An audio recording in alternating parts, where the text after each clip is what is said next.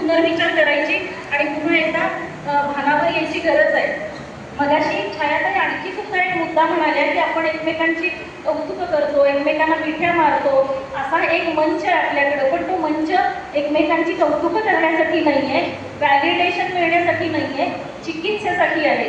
की मागच्या दिवशीपेक्षा आजच्या दिवशी आपण समजेनं पॉलिटिकल जे आसपास घडतंय त्याच्या दृष्टीनं आपण कुठली भाषा वापरतोय आणि स्त्रीवाद नीट समजून घेऊन आपल्या भाषेमध्ये आपण वेळेवर बदल करतो आहोत का, या सगळ्या दृष्टीने आपण एक पाऊल पुढं जाण्याची चिकित्सा करण्यासाठी हा मंच आहे. हा मंच फक्त नटून फोटो काढण्यासाठी नाही आहे आणि हा मंच खोटं म्हणून कौतुक करण्यासाठी नाही आहे. तर त्यामुळं मला वाटतं या मंचाचा खूप वेगळ्या प्रकारे उपयोग आपण केला पाहिजे आणि साहित्य मंडळी खऱ्या अर्थानं प्रबोधन करणारी सुंदर वेगळ्या